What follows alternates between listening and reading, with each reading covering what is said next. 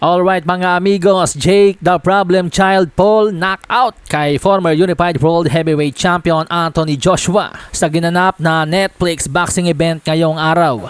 Ang naging tema po ng laban mga amigos, ang diskarte ni Jake Paul ay suntok, yakap, takbo. Kalakip ang pagsiset ng trap ng kanyang pamatay na suntok na overhand right. Yes, yung kanyang mga pamatay na suntok na ginamit kina Tyron Woodley, Nate Robinson at marami pang iba.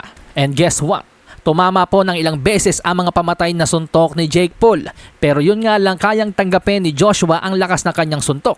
Habang kapag si Anthony Joshua naman na tumatama kay Paul, kitang-kitang iniinda nito kada tama. Kaya naman as the fight progress, Anthony Joshua break him down little by little. Yung mga suntok po sa katawan, kitang-kita po na iniinda talaga. Kaya naman pagtungtong ng round 5 po mga amigos, naka-score po ng 2 knockdown dyan si Joshua. Sa unang knockdown, bagamat hindi po makikitang malinis yung tumama, pero ito po ay binilangan ng referee dahil makikita po na parang nahilo na itong si Paul sa mga naunang suntok ni Joshua bago ang kanyang pagluhod. Pangalawang knockdown, isang 1-2 ang pinakawalan ni Joshua at tumama rin ang kanyang left uppercut na siyang naging dahilan nga po ng muling pagluhod ni Paul. Bagamat nakasurvive ng round 5, round 6 po mga amigo, sinelyohan na ni AJ ang laban.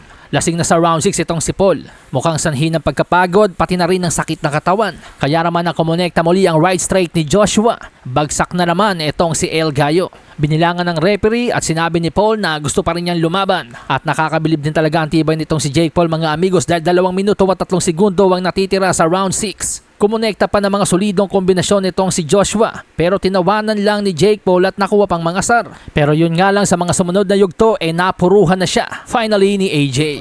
Kaya naman the winner by 6 round knockout, Anthony Joshua, na ngayon ay nag-improve na nga po ang kartada sa 29 wins, 4 losses with 26 knockouts. Pero ganun pa man mga amigos, kahit natalo si Jake Paul ay nakakabilib pa rin dahil kahit cruiserweight lang siya, hindi naman talaga siya heavyweight, pero nilabanan niya ang isa sa mga pinakadelikadong kalaban sa heavyweight division.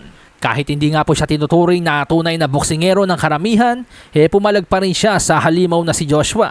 Samantalang ang ilan sa mga ina-idol ng karamihan tulad nila Gervonta Tank Davis at Saul Canelo Alvarez, ayaw pong pumalag sa mga pinakamatitigas sa kanilang dibisyon. Kaya naman kung puso at tapang ang pag-uusapan, parang mas malaki pa ang puso at balls nitong si Jake Paul kesa kina Canelo at Tank Davis.